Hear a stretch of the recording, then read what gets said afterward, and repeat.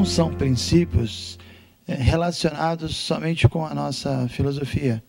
Na verdade, são princípios apresentados na intemporal filosofia védica, princípios que promovem os seres humanos a uma condição de vida muito mais pura e a uma qualidade de vida muito melhor. E esses princípios podem ser e devem ser aplicados a qualquer prática religiosa e espiritual, porque eles são realmente científicos, eles mudam, eles transformam. O conhecimento védico não é meramente para informação, é para transformação. Então, vou falar quais são os 4 princípios. É a misericórdia, a austeridade, a pureza e a veracidade, a honestidade. São os 4 pilares que sustentam a vida espiritual. A misericórdia, por exemplo, ela é quebrada, esse pilar é quebrado pela matança de animais, que é uma característica dessa era. Em outras eras isso não acontecia. E nós podemos analisar a filosofia judaico-cristã que influencia tanto o Ocidente, e nessa filosofia é muito claro a compreensão errada de que o ser humano tem alma e que os animais não têm alma. O mico-leão não tem alma, a baleia não tem alma, a tartaruga não tem alma, as árvores não têm alma, os rios não têm alma. Então isso justifica essa mentalidade predatória que o ser humano desenvolveu de acabar com tudo, porque só o ser humano possui alma, e ele então, com essa mentalidade de superioridade errada, ele explora toda a natureza material. Quem conhece um pouco da história da igreja sabe que no primeiro concílio, até o primeiro concílio da igreja, as mulheres não tinham alma, né? Julgavam as mulheres como... Aí, misericordiosamente, deram alma para as mulheres, né? Depois, um novo concílio, foram misericordiosos e deram alma para os negros. E no terceiro, deram alma para os índios, né? E uma coisa mais ou menos assim. Então, essa falta de abordagem científica na religião é muito perigosa. Essa divisão radical de ciência e espiritualidade, que é a característica da religiosidade, da vida ocidental, isso não é encontrado na filosofia védica.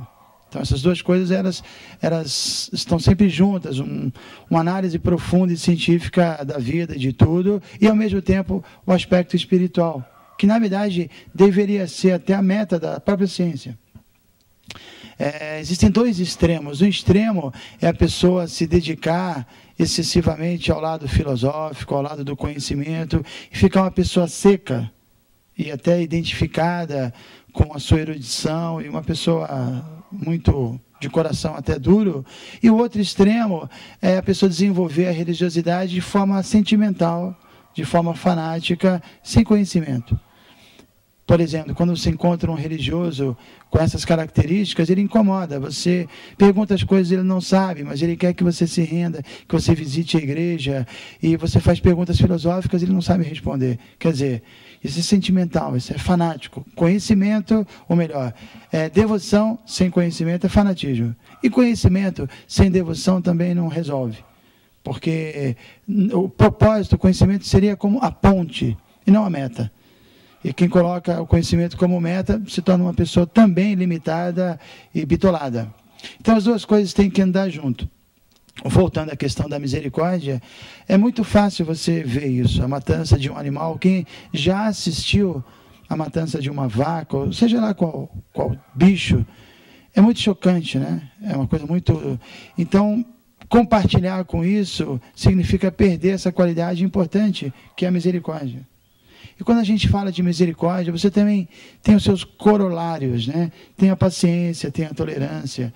E as pessoas cada vez mais perdem isso porque perderam a misericórdia. Isso também é interessante, porque quando a pessoa se alimenta com um alimento gerado de violência, e aquela violência entra para dentro dela, ela vai acabar saindo. E ela sai sem aviso, na hora que ela quer sair.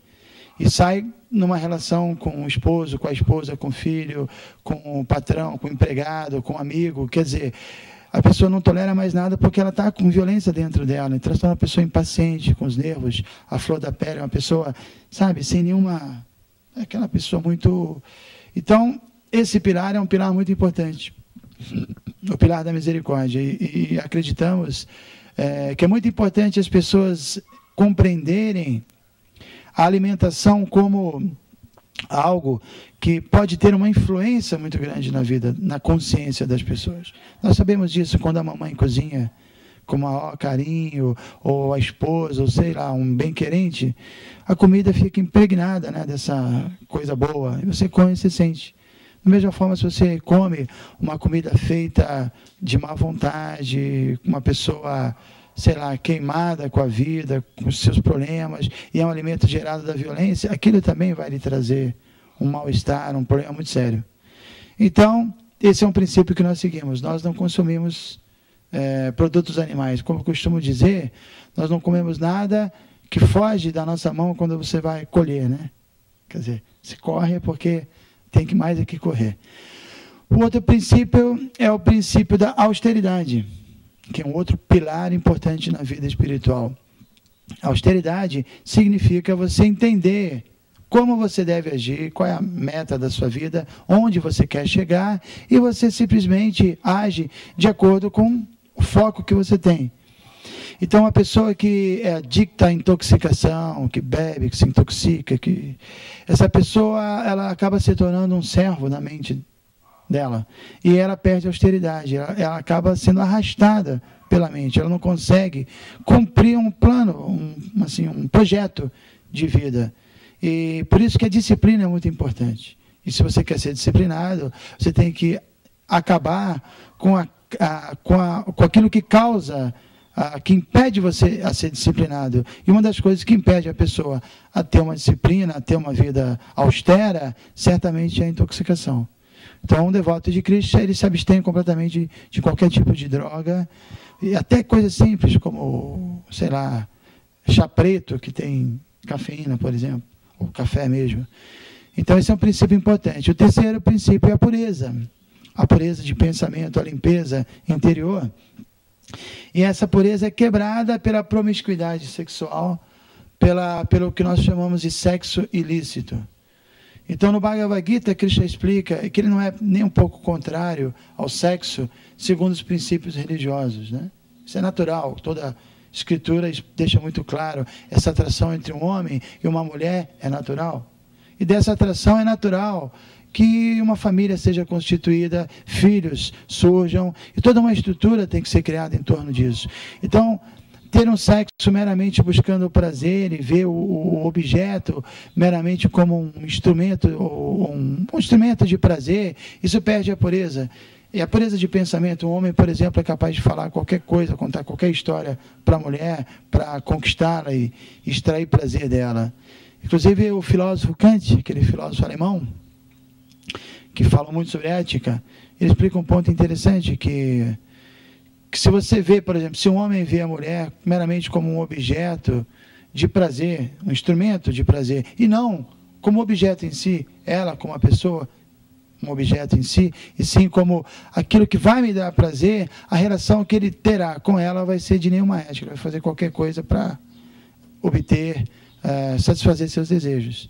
Então é muito importante entender que essa relação é natural, esses desejos são naturais, e nosso mestre espiritual, que iniciou o movimento no ano de 65, e pegou uma turminha muito liberal. Naquela época as pessoas estavam muito ligadas ainda, ou melhor, já estavam ligadas, né, às drogas, a uma vida... E ele deu um conhecimento espiritual tão importante que ele tirou as pessoas das drogas, e a maioria delas acabou se casando, constituindo família e se ajustando. Então, dentro da filosofia védica, é muito simples, a pessoa pode constituir a família, espiritualizar a sua família e praticar vida espiritual numa estrutura que dá a ela muita segurança.